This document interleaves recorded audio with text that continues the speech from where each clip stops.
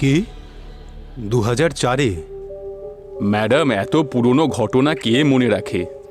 কিন্তু হ্যাঁ, মিথ্যে বলবো না, আসলে মাঝে মাঝে বরফের তুষার ঝড়ে এরকম ঘটনা ঘটেই থাকে। আর তাছাড়া প্যারাগ্লাইডিং খুবই রিস্কি হয়। আর সত্যি কথা বলতে কি, এই অ্যাডভেঞ্চারের জন্যই তো এত লোকজন আসে। কিন্তু আমরা নিজেদের সেফটিতে কোনো খামতি রাখি না, সেফটির ব্যাপারে কিন্তু সম্পূর্ণ খেয়াল রাখি। আরে আমি আপনাদের কোম্পানির ব্যাপারে কোথায় কিছু বলছি রবি স্যার? আমি আপনাকে বেদের ডিটেলস পাঠিয়েছি, আপনি শুধু সেটা চেক করে বলুন যে 20 বছর আগে সে ওখানে গিয়েছিল কিনা। রেকর্ডস তো নিশ্চয়ই থাকবে আপনার কাছে। আপনি আমাকে খানিকটা সময় দিন, আমি সবকিছু চেক করে আপনাকে কল ব্যাক করছি। একটু আর্জেন্ট আছে। Okay madam. স্যার, এটা গত রাতের ফুটেজ। এখানে শোরুমে গাড়ি রাখা আছে, আর স্যার এই মুহূর্তে গাড়ির মধ্যে কেউ বসে নেই। তারপরে এই গাড়িটাকে কভার করে দেওয়া হয়।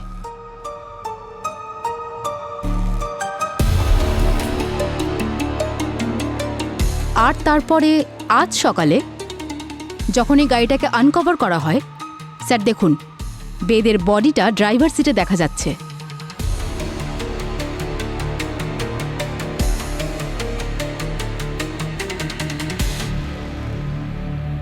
স্যার সবকিছু তো আমাদের চোখের সামনেই চলছে, তাহলে ডেড বডিটা আসলো কি করে? আচ্ছা অবনী, এই সিসিটিভি ফুটেজগুলো কি কেউ এডিট করেনি তো? সেরকমটা তো মনে হয় না স্যার। Sir hello? হ্যাঁ ম্যাডাম, ম্যাডাম আমি চেক করেছি, ওই বেদ সেদিন এসেছিল আমাদের ক্যাম্পে। 2004-এর 3রা সেপ্টেম্বর এসেছিল আমাদের ক্যাম্পে। আর সেদিন ওই প্যারাগ্লাইডিং করার সময় ঝড়ে হারিয়ে গিয়েছিল। আর ওকে খুঁজতে গিয়ে সার্চিং অপারেশন করতে হয়েছিল 2-3 সপ্তাহ ধরে, কিন্তু বেচারাকে কোনোভাবে পাওয়াই যায়নি। জানি না কবে পাওয়া যাবে। বেচারাকে পাওয়া গেছে, সেটা আজই। হ্যাঁ, পাওয়া গেছে? কোথায় পেয়েছেন? মুম্বাইতে। মুম্বাইতে? So for now it's confirm যে বেদ 20 বছর আগে লাদাখের একটা অ্যাভালাঞ্চ অ্যাক্সিডেন্টে হারিয়ে গিয়েছিল। তারপর 20 বছর পরে ও এখানে মুম্বাইয়ের একটা শোরুমে কি করে পৌঁছে গেল, তাও একটা লাশ হয়ে। So for now let's assume যে এই লাশটা আমাদেরকে কিছু বলতে চায়, কারণ এই লাশটা নিজের থেকে তো এখানে নিশ্চয়ই আসেনি, কেউ তো অবশ্যই করেছে। We need to find this answers. Sir, forensic confirm করেছে যে এই বডি এক্সট্রিম কোল্ড টেম্পারেচার থেকে প্রায় 12-13 ঘন্টা আগে বার করা হয়েছে। 12-13 ঘন্টায় dead body by road Ladakh থেকে মুম্বাইতে চলে এলো? This is impossible. এই গাড়িটাকে ভালো করে চেক করো, প্রত্যেকটা কোণা ভালো করে চেক করো। বডি যখন এই গাড়িতে পাও। Please welcome mister Abhishek, Mrs Devika and Ayan. Thank you, thank you, thank you, thank you, thank you.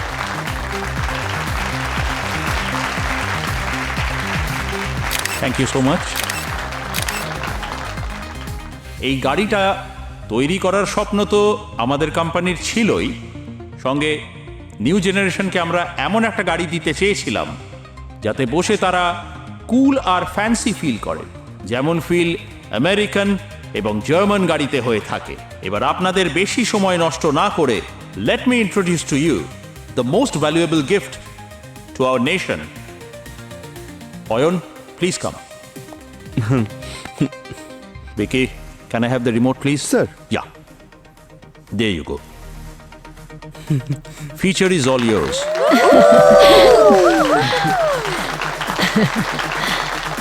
Introducing the new Booster.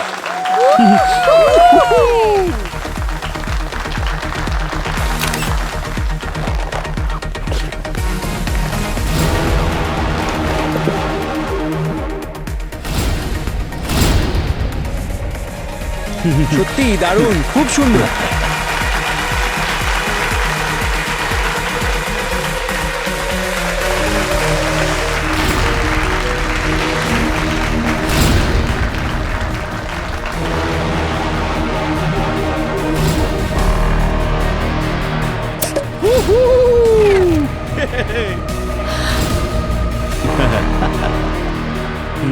হ্যাঁ,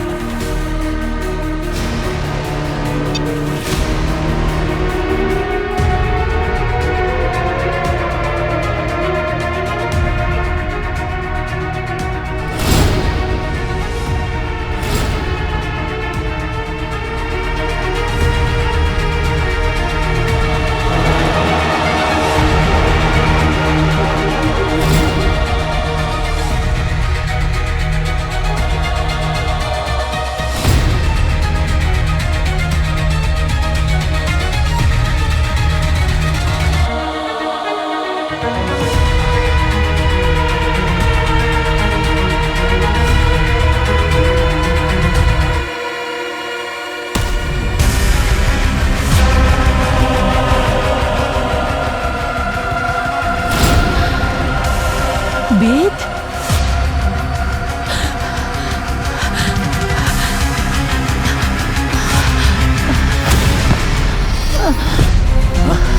দেবিকা মা!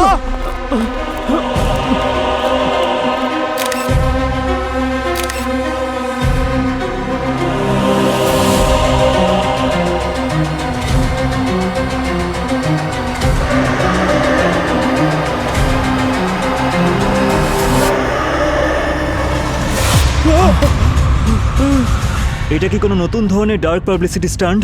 যদি তাই হয় তাহলে এরা সাকসেস হয়েছে, কারণ এই ইভেন্টটা সব জায়গায় ভাইরাল হয়ে গেছে। সাধারণত গাড়ির সাথে সাথে তার ফিচার্স লঞ্চ করা হয়, কিন্তু বুস্টারের সঙ্গে লঞ্চ হয়েছে তার ড্রাইভিং সিটে বসে থাকা একটা ডেড বডি। আজ যেখানে বুকিং এর জন্য কাস্টমারদের ভিড় উপচে পড়ার কথা ছিল, সেখানে উপস্থিত হয়েছে সিআইডির টিম। আমরা চেষ্টা করছি সমস্ত খবর আপনাদের সামনে তুলে ধরতে। সম্পূর্ণ ঘটনা জানতে আমাদের নিউজ চ্যানেলে চোখ রাখুন। দেখা যাক এরপর কি হয়। সিআইডি কে আদৌ উদ্ধার করতে পারবে?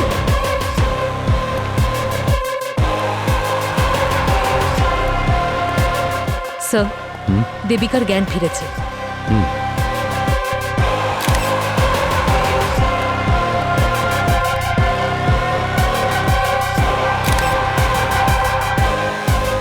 স্যার, আমরা যখন বডিটা আগে দেখেছিলাম কেমন যেন পাথরের মতো শক্ত ছিল, আর এখন দেখুন স্যার, আস্তে আস্তে এর রং রূপ কেমন বদলে যাচ্ছে। মনে হচ্ছে বডিটা ফ্রোজেন করা ছিল, জোর করে গাড়িতে বসানো হয়েছে। 20 বছর আগে বেদ নিখোঁজ হয়ে গিয়েছিল, আজ হঠাৎ এরকম ভাবে এভাবে এখানে। এই বেদের সাথে আপনার কি সম্পর্ক? এনার প্রথম স্বামী এবং আমার কাজিন। স্যার, ওকে বেদের মতন দেখতে, কিন্তু বেদ নয়। 20 বছর ধরে বেদের খোঁজ নেই। আর হ্যাঁ, আর ওর বডিতে যে ট্যাটুটা আছে না, সেটা বেদেরই মতন। ও তো 20 বছর আগে লাদাখের বরফে। স্যার, আই এম শিওর কেউ আমাদের সঙ্গে প্র্যাঙ্ক করছে। আপনারা একটু চেক করুন না। আর আপনারা জানেন তো 3D মডেল কত সহজেই পাওয়া যায়। এটা নকল।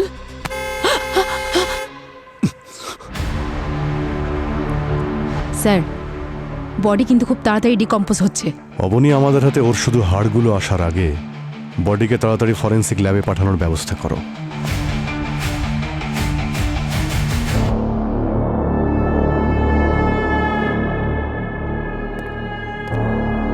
আমার টেস্ট কখনো মিথ্যে হয় না। এই লোকটি মারা গেছে প্রায় 20 বছর আগে। আচ্ছা স্যার, এই লোকটা এমন কি ওষুধ খেত যে 20 বছরে ওর বডি ডিকম্পোজড হয়নি? পঙ্কজ, আমি এই লোকটির মাসলস, টিস্যুস আর ব্লাড সেলস খুব ভালো করে চেক করেছি, আর যে ধরনের মাইক্রো ব্যাকটেরিয়া এর শরীরে পেয়েছি তাতে এটা প্রমাণ করে যে এই লোকটির শরীর এমন জায়গায় রাখা ছিল যার চারিদিকে বরফ আর বরফ, একদম ঠান্ডা। কি? হ্যাঁ, অলমোস্ট -20 ডিগ্রি টেম্পারেচার। আর এত কম টেম্পারেচার শুধুমাত্র হিমালয়ের হাই অল্টিটিউড এলাকাতেই পাওয়া যায়, আর কোথাও নয়। কিন্তু যদি 20 বছর ধরে কোনো মৃত মানুষের বডি পাহাড়ের বরফে চাপা থাকে, তাহলে হঠাৎ করে মুম্বাই কি করে চলে আসলো? আরে এটা আবার কেমন স্পিড পোস্ট যে লাশ ওই পাহাড় থেকে এখানে শহরে গাড়ি সিটে চলে এলো? পঙ্কজ, লাশটা স্পিড পোস্টে এসেছে না টাইম ট্রাভেল করে এসেছে সেটা জানা তো তোমাদের কাজ, তাই না? হ্যাঁ, ঠিক। হ্যাঁ, তোমাকে আমি এটুকু বলতে পারি যে এই লাশটা কবে বাইরে এসেছে। স্যার, পুরো কথাটা বলুন না, এভাবে ইনস্টলমেন্টে কেন বলছেন? এই লাশটা 12 থেকে 13 ঘন্টা আগে বাইরে এসেছে। কি? হ্যাঁ, শুধু 12 থেকে 13 ঘন্টা আগে? একদম। যেভাবে ওর মাসলস, টিস্যুস টুকরো টুকরো করে ভাঙছে, আর যেভাবে স্কিনের কালার বদলে চলেছে, সেটা দেখে এটা পরিষ্কার বোঝা যাচ্ছে যে লো টেম্পারেচার থেকে লাশটা বাইরে এসেছে শুধুমাত্র 12 থেকে 13 ঘন্টা আগে, ব্যাস। স্যার, বেদ প্যারাগ্লাইডিং করতে খুব ভালোবাসতো, সেই জন্যই ও লাদাখে যেত। সেখানে একটা কোম্পানি ছিল যারা প্যারাগ্লাইডিং করাতো। ব্যাস, ওখানেই প্যারাগ্লাইডিং করার সময় যখন ল্যান্ড করছিল তখন এভার লঞ্চ হয়ে গিয়েছিল, আর বেদ বরফে আটকে যায়। তারপর বেদকে আর কখনো খুঁজেই পাইনি। ওই কোন কোম্পানি ছিল যারা এই প্যারাগ্লাইডিং করাচ্ছিল? দেখুন, 20 বছর আগের কথা, নাম তো মনে নেই। আর তাছাড়া বেদ সমস্ত নিজের বুকিং নিজেই করত। বুকিং এর ডেটটা নিশ্চয়ই মনে আছে আপনার? হ্যাঁ স্যার, সেটা আমি কি করে ভুলতে পারি? 3rd September 2004। ভূমি, ফাইন্ড ইট। কি 2004-এ? ম্যাডাম এত পুরনো ঘটনা কে মনে রাখে? কিন্তু হ্যাঁ, মিথ্যে বলবো না, আসলে মাঝে মাঝে বরফের তুষার ঝড়ে এরকম ঘটনা ঘটেই থাকে। আর তাছাড়া প্যারাগ্লাইডিং খুবই রিস্কি হয়। আর সত্যি কথা বলতে কি, এই অ্যাডভেঞ্চারের জন্যই তো এত লোকজন আসে। কিন্তু আমরা নিজেদের সেফটিতে কোনো খামতি রাখি না, সেফটির ব্যাপারে কিন্তু সম্পূর্ণ খেয়াল রাখি। আরে আমি আপনাদের কোম্পানির ব্যাপারে কোথায় কিছু বলছি রবি স্যার? আমি আপনাকে বেদের ডিটেলস পাঠিয়েছি, আপনি শুধু সেটা চেক করে বলুন যে 20 বছর আগে সে ওখানে গিয়েছিল কিনা। রেকর্ডস তো নিশ্চয়ই থাকবে আপনার কাছে। আপনি আমাকে খানিকটা সময় দিন, আমি সবকিছু চেক করে আপনাকে কল ব্যাক করছি। একটু আর্জেন্ট আছে। Okay madam. স্যার এটা গত রাতের ফুটেজ। এখানে শোরুমে গাড়ি রাখা আছে, আর স্যার এই মুহূর্তে গাড়ির মধ্যে কেউ বসে নেই। তারপরে এই গাড়িটাকে কভার করে দেওয়া হয়।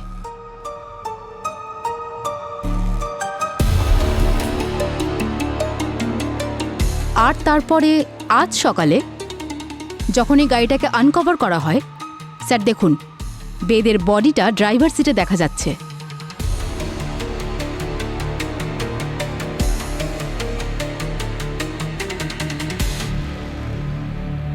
স্যার সবকিছু তো আমাদের চোখের সামনেই চলছে, তাহলে ডেড বডিটা আসলো কি করে?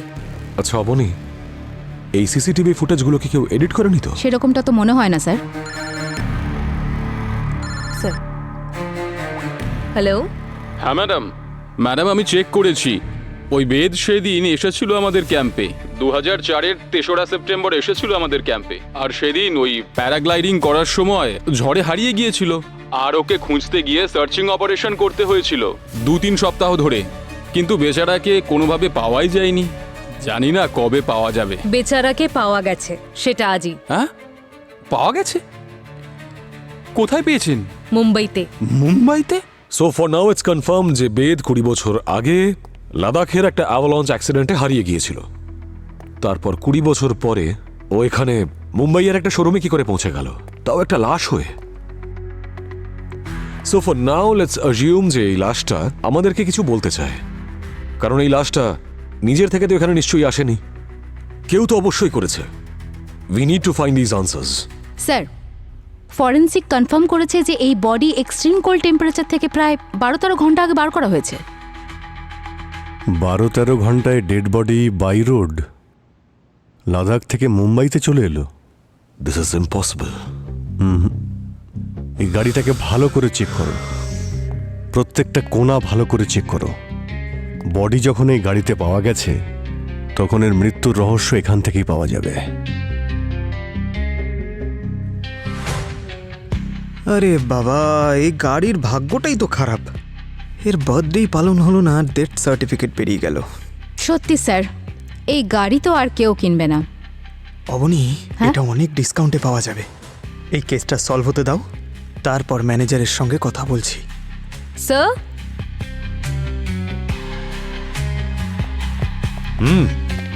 স্যার এখান থেকে খুব বাজে স্মেল বেরোচ্ছে।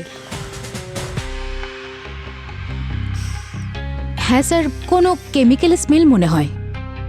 গাড়িটা তো একদম ব্র্যান্ড নিউ, তাহলে কোনো কেমিক্যালের স্মেল তো আসা উচিত নয়। হতে পারে বডিটাকে ডিকির মধ্যে লুকিয়ে রাখা হয়েছিল, আর তারপর এখান থেকে বের করার পরে বডিটা যাতে না পচতে পারে তাই কেমিক্যাল লাগিয়ে এখানে রেখে দিয়েছিল। আর যে ডেড বডিটা এখানে নিয়ে এসেছে হয়তো এখানেই লুকিয়েছিল। আরে একেবারেই হতে পারে স্যার। এই দেখুন না, অন্তত 2টো মানুষ এখানে শুতে পারবে। পঙ্কজ, সব ঠিক আছে তো? ঠিকই আছে স্যার।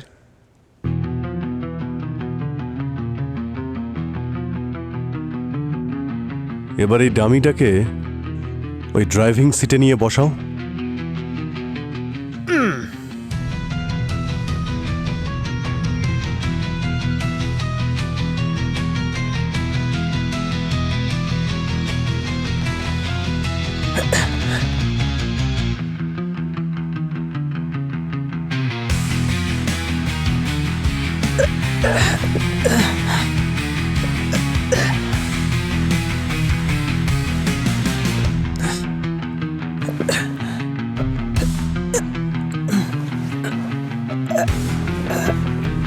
আরে আরে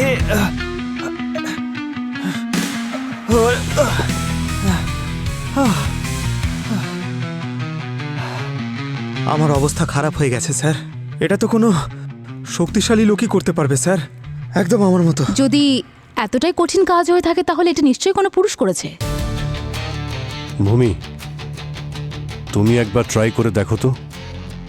হয়ে যাবে স্যার।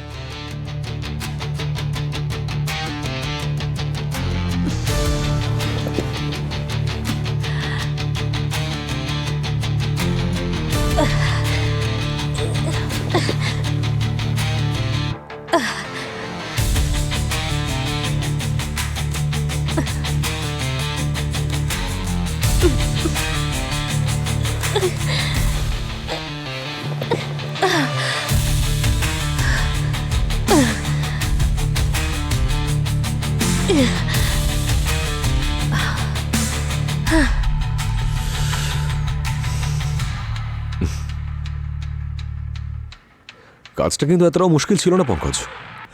আসলে ওই সিটের মাঝখানে না আমার পা দুটো আটকে গেছে, তাই এইভাবে বের করার চক্করে। আচ্ছা, তার মানে যে বডিটা শিফট করেছে সে পুরুষ বা মহিলাও হতে পারে।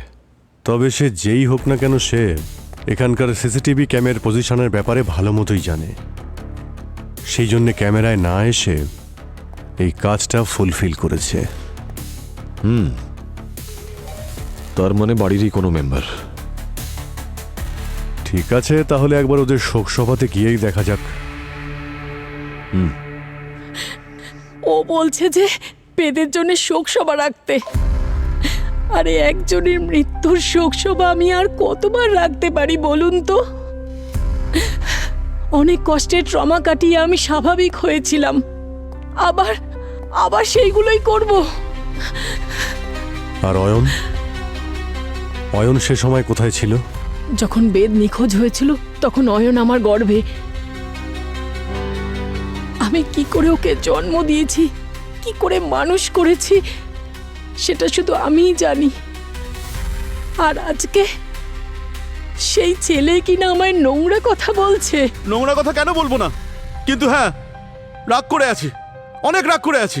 আর রাগ করবো নাই বা কেন? যাকে আমি ছোটবেলা থেকে বাবা বাবা বলে এসেছি, আজ জানতে পারছি সে আমার নিজের বাবা নয়। আমি তো আর ছোট বাচ্চা নই। আগে আমায় বলা হয়নি কেন যে আমার বাবা অন্য কেউ? কি করে বলতাম ওকে? আজকালকার বাচ্চারা কিছু হলেই তো ডিপ্রেশনে চলে যায়। আর তাছাড়া দেবিকাকেও তো সামলাতে হতো। আর জানেন, সুইসাইড করার কথা বলছিল। আর তাছাড়া বেদকে তো আমি অনেক আগেই হারিয়েছি। আর আমি কখনোই চাইতাম না যে ওর ফ্যামিলির কিছু একটা হয়ে যাক। আর সেই জন্যই আমি দেবিকাকে বিয়ে করেছিলাম আর অয়নকে আপন করে নিই। কি দরকার ছিল অভিষেকের এইসব করার? কিন্তু এগুলো করলো না হলে বেদের বোন নয় না আমাদেরকে পথে বসানোর জন্য সব ব্যবস্থা করেছিল। নয়না কি কি করেছিল নয়না? বাবার সমস্ত ব্যবসা আমিই সামলাতাম। বেদ তো ঘোরাঘুরি ছাড়া আর কিছুই করতো না। আর যখন সমস্ত পরিশ্রম আমি করতাম, তাহলে আমি যদি কোম্পানির স্টেক বাড়াতে বলি তাতে ক্ষতি কি? হ্যাঁ, সবাই তো এটাকে লোভ বলে, কিন্তু আমি এটাকে অধিকার বলি। কিন্তু আপনি যেটা অধিকার বলছেন, দেবিকার চোখে তা কেড়ে নেওয়া। এটাও কি করে বলতে পারে? ওর একটু লজ্জা করলো না এটা বলতে? যে শোরুমে দাঁড়িয়ে ও সেদিন গাড়িটাকে লঞ্চ করলো, ওই শোরুমটা আমার টাকায় চলে। ওই অটোমোবাইল কোম্পানিটা আমার। আমি প্রত্যেক মাসে ওদের টাকা পাঠাই ওদের নিজেদের ভরণ পোষণের জন্য। কিন্তু উনি তো বলছেন যে অভিষেক সবকিছু নাকি সামলায়। অভিষেক সামলায়? কি সামলায় শুনিও? ও আমার নিজের কাকার ছেলে। ওদিকে বেদ মিসিং হলো, আর এদিকে ও তার বউয়ের সাথেই বিয়ে করে নিল আমাদের প্রপার্টির টাকা নষ্ট করবে বলে। চাইলে আমি সেদিনই ওর মুখোশটা খুলে দিতে পারতাম। তার মানেটা কি, মুখোশ খুলে দিতে? আচ্ছা, একটু সময় দিন, আমি আপনাদের দেখাচ্ছি।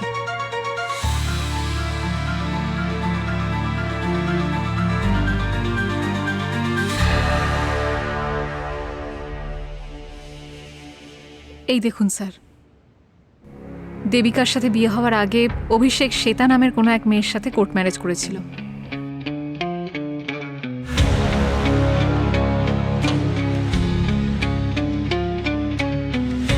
বিয়ের পর আরেকটা বিয়ে। খোঁজ নিয়ে দেখো এই শ্বেতা দেবী কে আর কোথায়।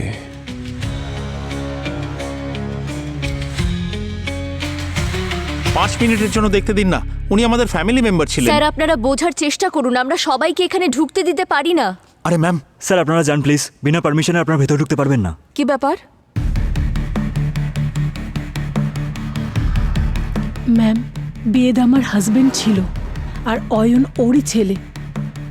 আমরা আজ অবধি অয়নকে জানাইনি যে ও বেদের ছেলে। প্লিজ শেষবারের মতন ওকে একটু বাবার মুখটা দেখতে দিন না প্লিজ। এটা একটা ফরেন্সিক ল্যাব, অনেক কন্টামিনেশনের কাজ হয় এখানে, আর বডির কন্ট্যাক্টে আসার আগে বিভিন্ন রকমের প্রিপারেশন নিতে হয়। আপনারা যান, আগে পারমিশন নিয়ে আসুন, তারপরেই আপনাদের ভেতরে অ্যালাউ করতে পারবো আমি। ঠিক আছে, আমরা পারমিশন নিয়ে আসছি। এসো অয়ন। Thank you. এই অ্যাড্রেসটা শো করছে অবনী। Okay sir.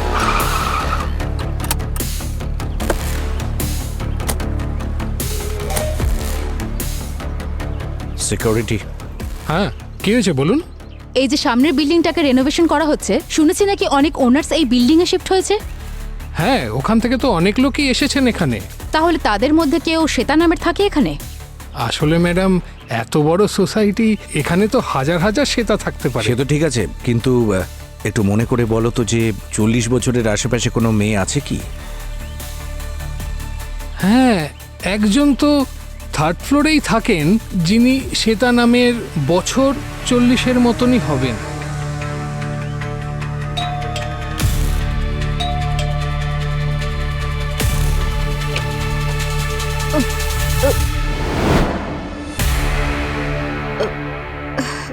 আপনি শ্বেতা? হ্যাঁ বলুন। আমরা সিআইডি অফিসার। আচ্ছা, একটা কথা বলুন যে গতকালের কার লঞ্চে আপনি দেবিকার শোরুমে ছিলেন তো? এক মিনিট। হ্যাঁ,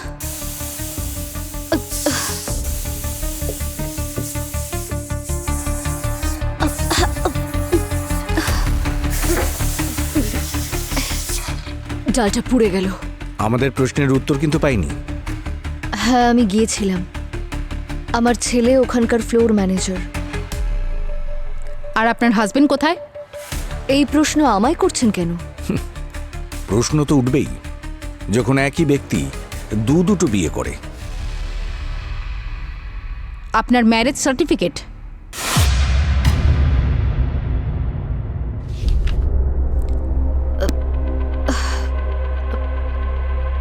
হ্যাঁ, অভিষেক আমার সঙ্গে কোর্ট ম্যারেজ করেছিল, আর ভিকি আমাদের দুজনেরই ছেলে।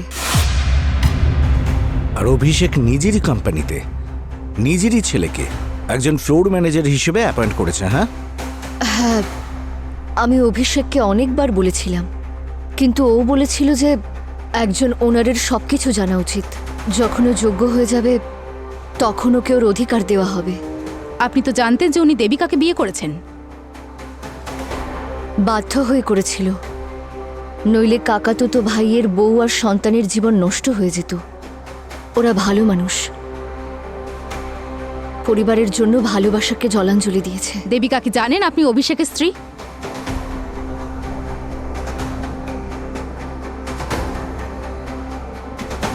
আচ্ছা, ওই ভিকি কোথায়? আমি জানি না, কাল থেকে ও বাড়িতে নেই। কোথাও যাওয়ার আগে আমাকে বলে যায় নাকি? এনিওয়ে, আপাতত আমরা যাচ্ছি।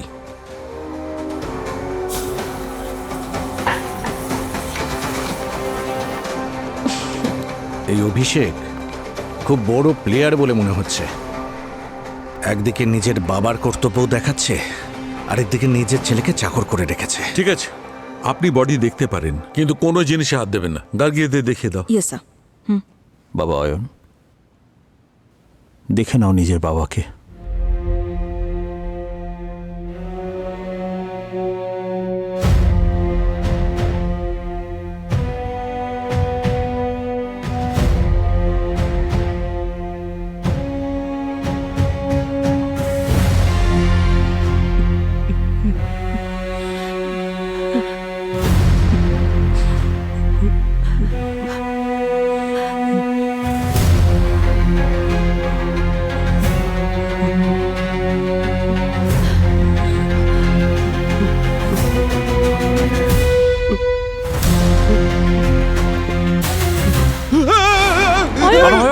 নিজেকে সামলাও, সামলাও নিজেকে।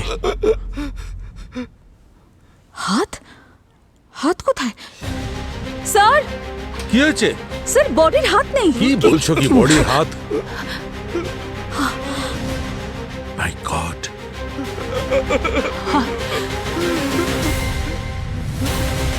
দুটো হাতই কাটা। আরে গার্গি, এনার দুটো হাত কে কাটলো? ফরেন্সিক ল্যাব থেকে কে হাত চুরি করে নিয়ে গেল? একটু রিয়েলাইজ করতে পারছেন বিষয়টা? যেটা শুনতে কেমন লাগছে? যে সিআইডির ফরেন্সিক ল্যাব থেকে কেউ ডেড বডির হাত কেটে নিয়ে চলে গেল। যদি এই খবরটা কোনোভাবে লিক হয়ে যায় তাহলে সিআইডির রেপুটেশন একেবারে মাটিতে মিশে যাবে। I am sorry sir. You sorry? Yes sir, I am really very sorry. আমি জানি আমার অনেক বড় ভুল হয়ে গেছে, কিন্তু স্যার যদি আমার এই ভুলটা ধরে একটা অপরচুনিটি খুঁজে বার করতে পারি তাহলে। তার মানে এটা হচ্ছে, যদি আমরা খুঁজে বার করতে পারি যে এই কাটা হাত দুটো কার কাজে লাগবে, তাহলে স্যার হয়তো আমরা এই কেসটা খুব অল্প সময়ের মধ্যে সলভ করতে পারবো। I think he is right.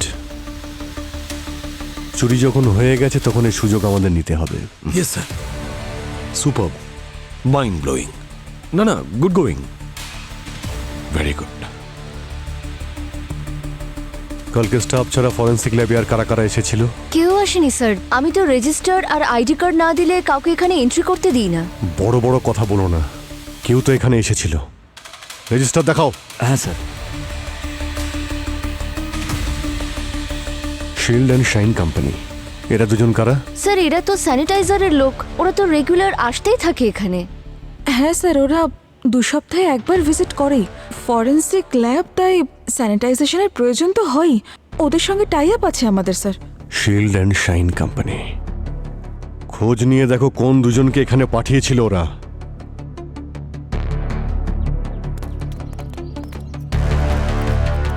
Sir আমি সিস্টেমে চেক করার পরেই বলছি, কাল আমাদের স্টাফেদের যাওয়ার কথা ছিল কিন্তু যায়নি।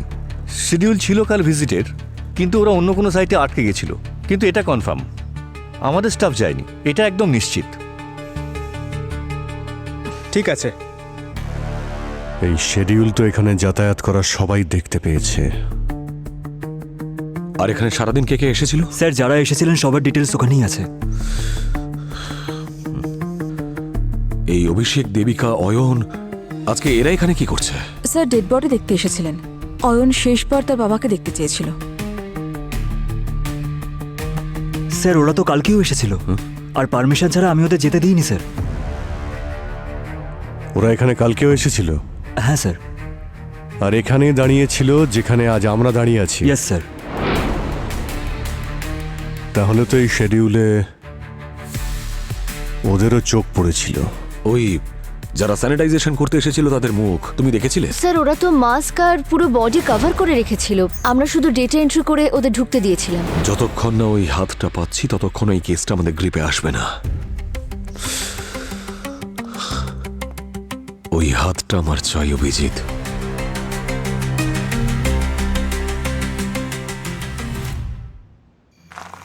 হ্যাঁ স্যার, সেটা তো ঠিকই, কিন্তু রাত 3টে থেকে 5টার মধ্যে অদ্ভুত ব্যাপার হয়। হ্যাঁ, আমরা ঘুমোই আর ক্রিমিনালরা জেগে থাকে। সেটা তো ঠিক।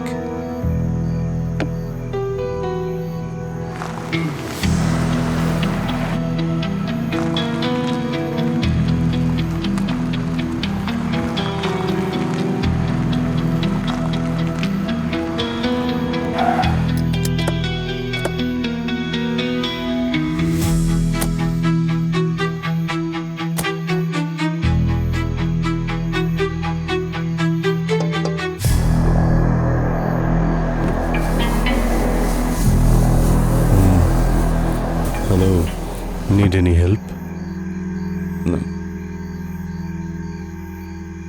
Hello, CID.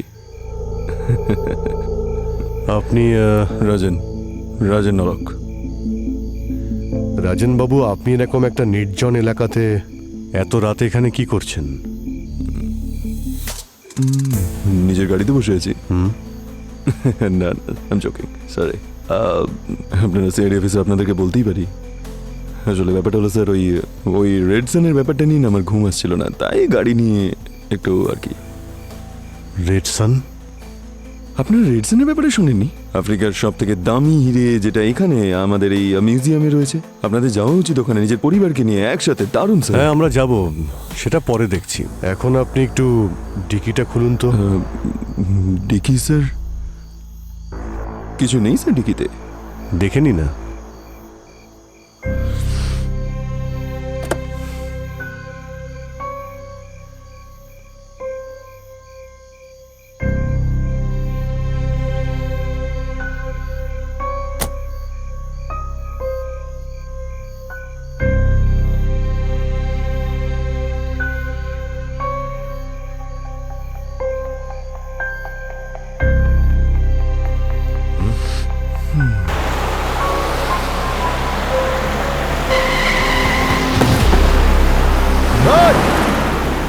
এই দাঁড়া।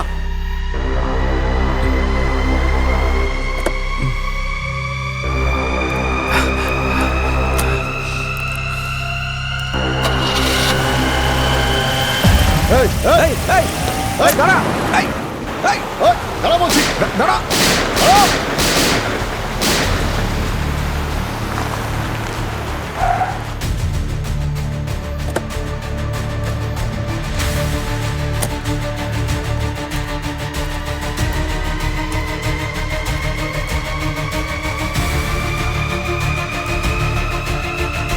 Put your guns down. Easy আমরা সিআইডি থেকে।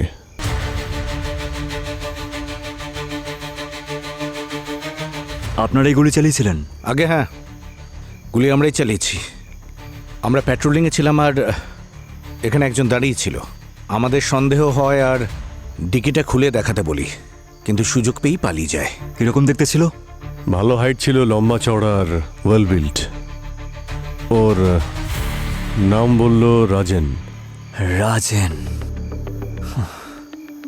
কবে থেকে ওকে আমি খুঁজছি। He is the most wanted Jewel ছিল।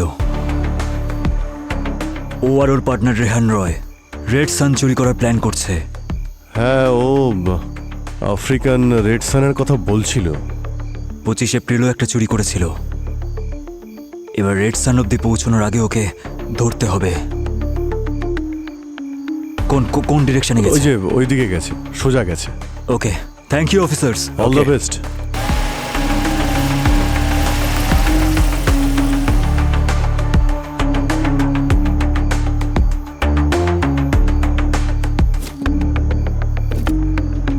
Oh my God! হাত? কিন্তু একটা জিনিস দেখো, ফিঙ্গারপ্রিন্টের যে স্কিনগুলো সেগুলো তুলে নিয়েছে। স্যার ওই যে হাত খুঁজছিলাম ওরা ফেলে দিয়ে গেল। মানে কেউ তো আছে যে আমাদের সাহায্য করছে ক্রিমিনালকে ধরতে। এই দুটো কাটা হাতের এই 10টা আঙুল দেখো, যেখান যেখান থেকে ফিঙ্গারপ্রিন্ট পাওয়া যেত সেগুলোই নষ্ট করে দিয়েছে। মানে ফিঙ্গারপ্রিন্ট চুরি করার জন্য হাতটা কাটা হয়েছিল। আর এই ফিঙ্গারপ্রিন্ট নিশ্চয়ই কোনো পাসওয়ার্ড প্রোটেক্টেড জায়গাকে খোলার কাজেও লাগতে পারে। কারেক্ট।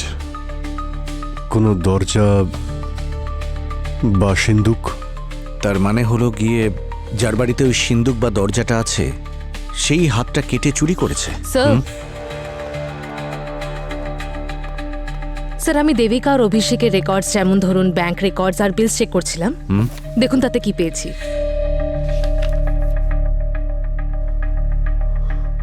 হোয়াট? 1.5 লাখের ইলেকট্রিসিটি বিল? আমি হিস্ট্রি চেক করেছি। গত কয়েক বছর ধরে এদের ইলেকট্রিসিটি বিলস এই অ্যামাউন্টের কাছাকাছিই থাকতো। কয়েক মাসে লাখের থেকেও বেশি বিল। এই দেবিকা, অভিষেক এরা কি বাড়িতে কোনো ফ্যাক্টরি চালাচ্ছে নাকি? প্রত্যেক মাসে লাখ লাখ টাকার বিল, তো আবার ইলেকট্রিসিটির। ব্যাপারটা কি? এত এসি কেন চালাচ্ছে এরা? মানে ঘরের ভেতরে সিমলা বানাবে নাকি? এক মিনিট কি বললে তুমি? স্যার, আমি তো বললাম যে ঘরের ভেতরে সিমলা বানাবে নাকি। সিমলা? লাদাখও তো বানাতে পারে। পঙ্কজ, তুমি এক্ষুনি লাদাখের উদ্দেশ্যে রওনা হও, এক্ষুনি। যে ক্যাম্পিং কোম্পানির থ্রুতে বেদ প্যারাগ্লাইডিং করেছিল তার সব ডিটেলস বের করো, সব প্রুফ চাই আমার। ওকে স্যার, যাও। অভিজিৎ, কাল রেড করার একটা প্রিপারেশন নাও। শিওর। এবার এই কাটা হাতই ওই খুনি অবধি আমাদের পৌঁছে দেবে।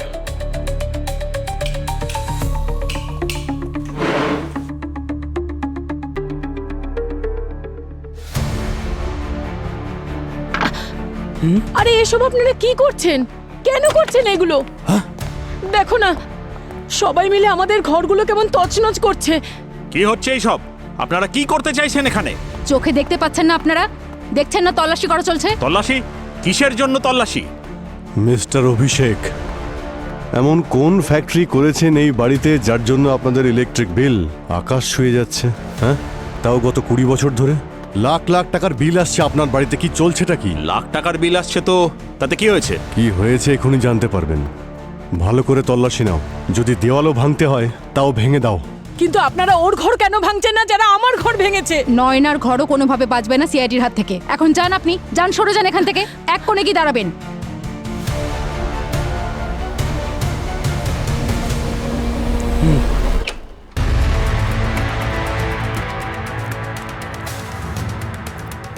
আমাদের কাছে সার্চ ওয়ারেন্ট আছে, ভালো করে পড়ুন।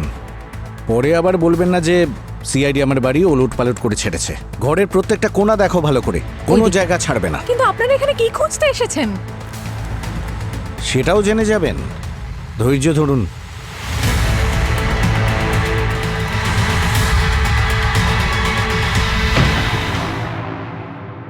স্যার, আমি ম্যাডামকে তো ফোনে সবকিছু বলে দিয়েছি, কিভাবে ওই বেদ বরফের ঝড়ে হারিয়ে গিয়েছিল। আমার কাছে কিছু নিউজ পেপারে কাটিংও আছে ওই দিনের। এই দেখুন, যেদিন অ্যাক্সিডেন্ট হয়েছিল। এসব তো ঠিক আছে। আপনারা এখানে ক্যাম্পে গ্রুপের ছবি তোলেন তো নাকি? হ্যাঁ স্যার, অবশ্যই। তাহলে 2004-এর 3 সেপ্টেম্বর বেদের গ্রুপের ছবিটা দেখান তো।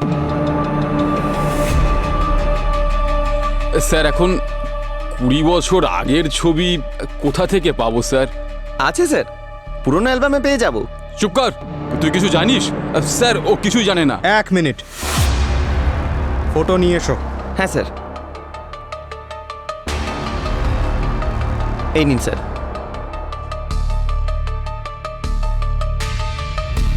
এর মধ্যে বেদ কে বলো?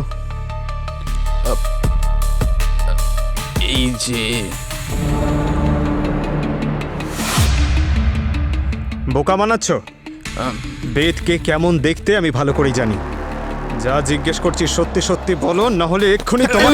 না না না স্যার, আমি সব কিছু বলছি।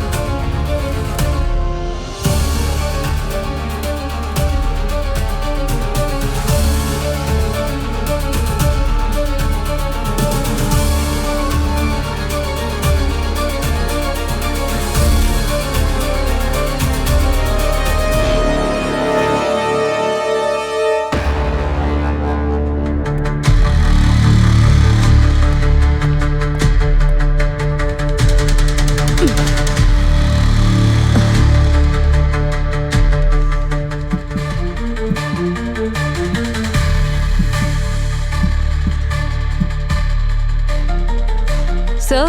হ্যাঁ ভূমি,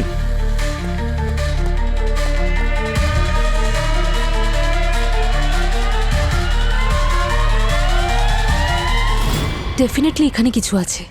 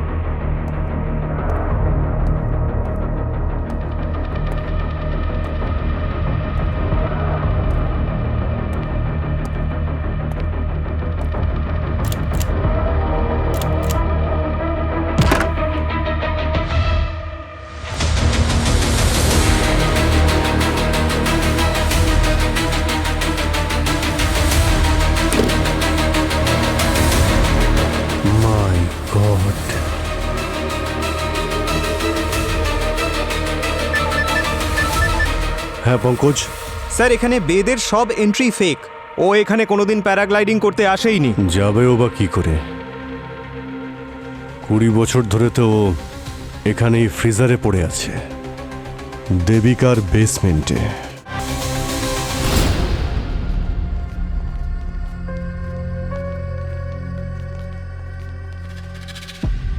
দারুণ ব্যাপার তো। বেসমেন্টের নিচে লকার তৈরি করা হয়েছে। নয়না দেবী, আপনি এই ডিজিটাল লকারের পাসওয়ার্ড দেবেন নাকি এর জন্য আমাদেরই কাজ করতে হবে?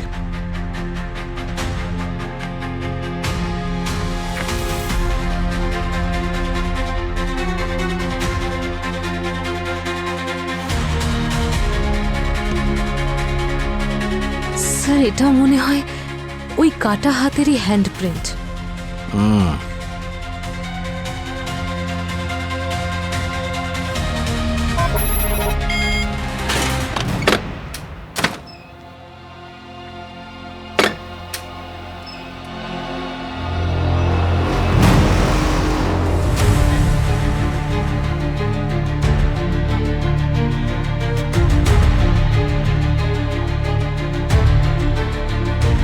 এত সব সোনা? এত সোনা এর কাছে কোথা থেকে এলো স্যার? এটা তো নয়না ম্যামই বলবেন, বিউরোতে গিয়ে। ওখানে ওনার ফ্যামিলি গেট টুগেদার হবে। কিন্তু এত সোনা আপনাদের কাছে এলো কোত্থেকে? বাবা নিজের সমস্ত ব্ল্যাক মানি গোল্ডে কনভার্ট করে বেদের নামে রেখে গেছিলেন। বেদ মিসিং হয়ে যাওয়ার পর আমি খুব চেষ্টা করলাম ওই ডিজিটাল লকারটা খোলার, কিন্তু ওটা শুধু বেদের ফিঙ্গারপ্রিন্ট দিয়েই খোলা যেত। আর যখন বেদের লাশ আমি শোরুমে দেখলাম, তখন আমি সুযোগ পেলাম। হাত কাটতে কাদের পাঠিয়েছিলেন? স্যানিটাইজার কোম্পানির ওয়ার্কারদের। কি করে হয়? আমরা তো জিজ্ঞেস করেছিলাম, ওরা তো অস্বীকার করেছে। মিথ্যে বলেছে ওরা। আমি ওই কোম্পানিতে 80%-এর শেয়ার হোল্ডার, বেসিক্যালি ওনার। ওরা আমার কথা অস্বীকার করতেই পারবে না। টাকার লোভ মানুষকে কত নিচে নামিয়ে দেয়, সম্পর্কের কোনো গুরুত্বই থাকে না। আর আপনারা, আপনাদের তো এনার মতন সোনা পাওয়ার কথা ছিল না, আর না টাকা। তাহলে বেদকে মারার রিজন? ভালোবাসা, যেটা আমার প্রয়োজন ছিল। বেদের সঙ্গে আমার বিয়ে হয়েছিল ঠিকই, কিন্তু ভালোবাসা পাইনি। বিয়ের 1 বছর পর আমার সঙ্গে অভিষেকের দেখা হয়। আমার মনে হয়েছিল যে হয়তো আমি এটাই চাইছিলাম। আমিও তো দেবিকার প্রেমে পড়েছিলাম, কিন্তু একটা ব্যাপারে সিকিউরিটি ছিল। যদি আমি দেবিকাকে বিয়ে করি তাহলে ওর যা প্রপার্টি আছে সমস্ত কিছুর মালিক আমিও হব। কিন্তু তখন বেদ আমাদের সম্পর্কের কথা জেনে যায়, আর সেই জন্য ওকে রাস্তা থেকে সরাতে আমরা বাধ্য হয়েছিলাম।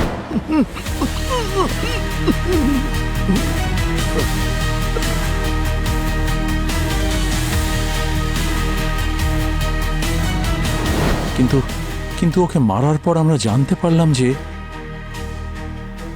একটা পৈতৃক সিন্ধুক আছে, আর সেটা পাওয়ার জন্য আমাদের বেদের লাশ ভালো করে সামলে রাখতে হবে।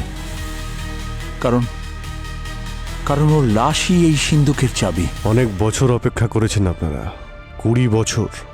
তারপর আপনাদের একটা গল্পের দরকার ছিল যে বেদ প্যারাগ্লাইডিং করতে গিয়ে মারা গেছে, তাই না? হ্যাঁ, লাদাখের ওই ক্যাম্পিং কোম্পানির মালিককে আমি 10 লাখ টাকা দিয়েছিলাম, যাতে ও এই মিথ্যে খবরটা ছড়াতে পারে। হ্যাঁ, এত বছর ধরে ওর বডিটাকে আমরা লুকিয়ে রেখেছিলাম, কিন্তু আমি জানি না যে ওই দিন শোরুমে ওর লাশ কিভাবে এলো। ওকে অয়ন নিয়ে এসেছিল।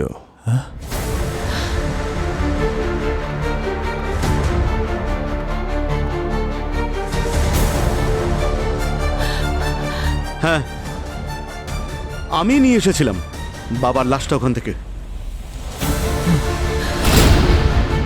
একদিন আমার রুমের ভেতরে একটা লুকোনো বেসমেন্ট খুঁজে পাই। যেই নিচে গেলাম, দেখলাম ফ্রিজারে একটা লাশ পড়ে রয়েছে, যাকে ঠিক আমার মতো দেখতে। তাই আমি এদের দুজনকে এক্সপোজ করার জন্য ভিকির হেল্প নিয়ে বাবার লাশটা গাড়ির মধ্যে ঢুকিয়ে রেখে আসি।